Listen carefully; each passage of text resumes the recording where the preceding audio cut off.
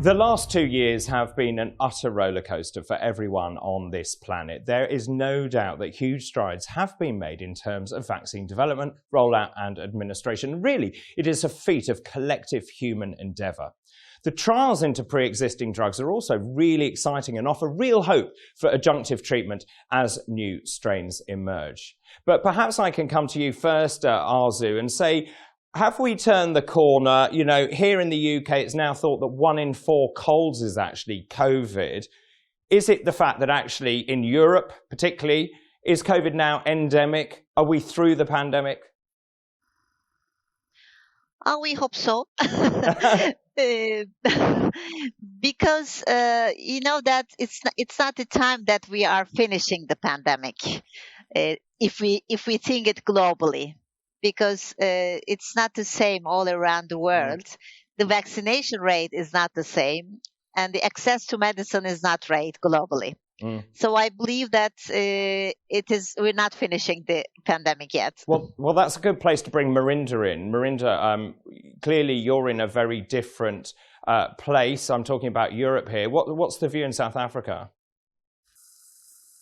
I think the big talk in South Africa is vaccine hoarding, which is seen that the wealthier countries are hoarding the vaccine, and the African continent is left behind. And as an effect of that, what we're seeing is real political discrimination. I mean, there was some cartoons in the Spanish papers this week that was shocking. And so, in my opinion, once we get vaccine equality, then we can talk about that. But there's, the Canadian government, the South African government has, we've described the Omicron variant, and the Canadians are not accepting our PCR testing, which is just a complete political hot potato now. So in South Africa, there's a big unhappiness around that. The UK travel ban, we are losing 260 million rands a day due to the UK travel ban. And it's estimated that in 10 days, half of all cases will be Omicron in the UK. 56 countries in Europe have got Omicron, and yet there's no travel ban around the European countries, but around the African countries. Well, you're right. You're absolutely right. But watch this space. I mean, you make a good point there. You know, looking at science, we know that Omicron is here. We know it's in Europe. But actually, is it any more dangerous? We don't know. And governments are acting. And clearly, it hits countries like yours very hard. Yes, and I think we need to talk about COVAX as well. COVAX had a promise of 2 billion vaccines to the continent. And to date, 507 million have been delivered. So it's conceptually a good idea, but then you need to deliver the vaccines. Yeah. And in a country where you can see, like in Botswana, it's a very tiny country population-wise, the difference that has made. Yet they've been also on the travel ban list. Yeah. Okay. So I think the vaccine equality, definitely in southern part of Africa, is a big discussion point. It is absolutely a big discussion point. Let me bring in Guy here. Guy, as a professor of medicine, where do you believe we are now in this pandemic? Can you shed light on where we are, where we're going, and a timeline? The impression is very strongly, of course, we know that we are, for instance, in Belgium in the 4th wave, and a large part of the northern Europe is already in that 4th wave.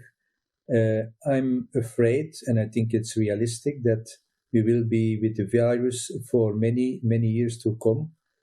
And of course, winter time and this time of the year is always the most difficult one. So we will have to learn to live with the virus and take the most appropriate measures at the right time in our population. And that means not only about vaccination, but also to keep on by using these hygienic measures like this physical distance, wearing masks at certain times in the year when viruses come around.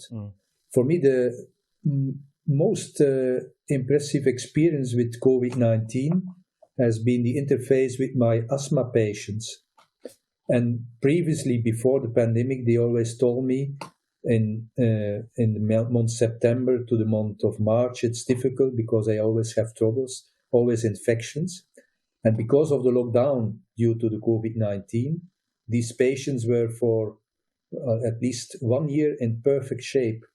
Only after this year in summertime, in Belgium, for instance, we thought everything is solved, majority is vaccinated.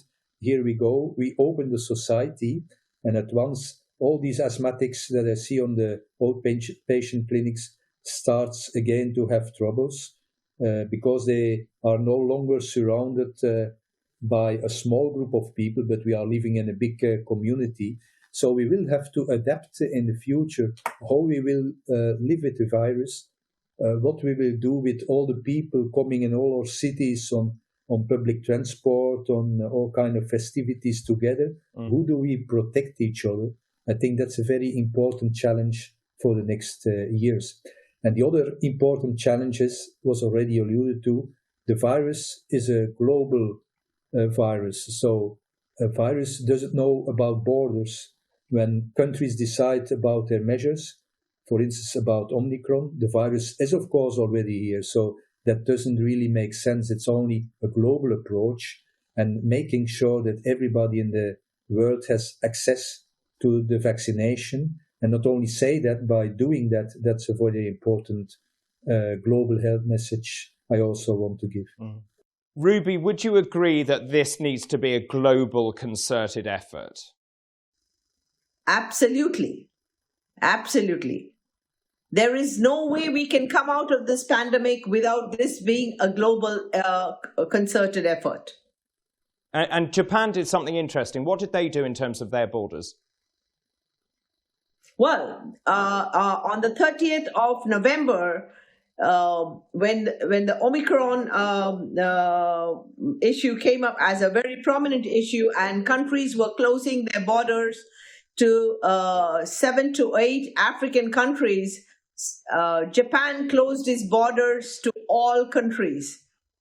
So it completely shut down its borders till the end of December. And recently there has been some slight modification because of the data that showing that Omicron is more transmissible but less severe. So they've loosened it up a little bit, but still it's strict across the globe.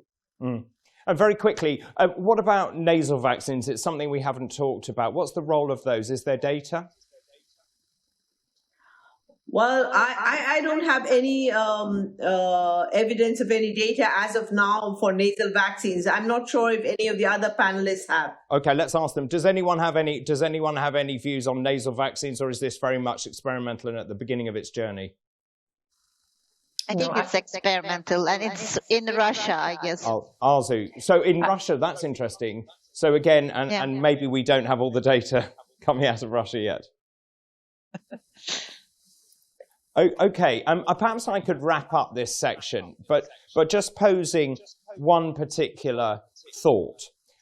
This is that Professor Sarah Gilbert, as you know, who created the AstraZeneca vaccine, she's warned that future pandemics could well be far more lethal than COVID-19, and they could well come from coronavirus, they may come from influenza families, flaviviruses, filoviruses, or even alphaviruses. The big question, I guess, is shouldn't we be better prepared? And just wrapping into everything you've all said, shouldn't we be prepared as one globe, all countries coming together saying, we are going to have another pandemic, it's coming, and we need to be ready for it?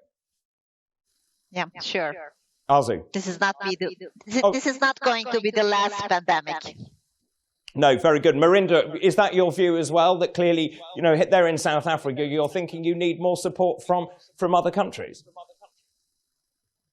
Yes, I think South Africa, and I think, the logistics often get thrown at Africa in terms of the access to electricity, to transport, to vaccine sites. But live oral polio vaccine was transported all through Africa on bicycles and cooler boxes. And so if we understand that this is going to happen, there's already networks, and those networks can be developed and supported in the non-pandemic times. The HIV networks in South Africa is extremely good network, and that the vaccine network just piggybacks on. So I think there's a lot of other vaccines that one can piggyback on, but if one builds capacity in non-pandemic times, then during a pandemic you don't sit with this big crisis. Okay, and very quickly, final word to Sabine. Sabine, just from your view, in terms of where we are, where we're going, global cooperation, what are your thoughts in terms of how we work together? Yes, I think we all agree. We need a global approach. We said it before, viruses or microbes in general, they do not know borders. We have now the COVID pandemic, but what if Ebola goes further than the countries it had hit before? We have seen it with HIV. So this is certainly not the last pandemic, and with every microbe that will come along in a pandemic way, the only good answer is a global answer. And that is a great final line to end on. Thank you very much, all of you. Well, sadly, that's all we've got time for. Many thanks indeed to my panel for their thoughts and comments, to Professor Ruby Powanka, to Dr. Marinda McDonald, to Professor Arzu Yorganzioglu, to Professor Guy Juice, and Professor Sabine Allard. Thank you also to all of you for watching this COVID-19 debate. I finally hope you have the answers that you've been waiting for, and let's hope that these extraordinary scientific breakthroughs lead us to a safer and a healthier 2022. Now, just a quick reminder, you can find more information about EUFOREA and also register for the EUFOREA meetings on the euphorea.eu website, where you can also sign up to receive the latest news via email. And don't forget to follow us on Twitter for all the latest news and information. The address for that is @EUFOREA. But for the moment, from all of us here, a very goodbye.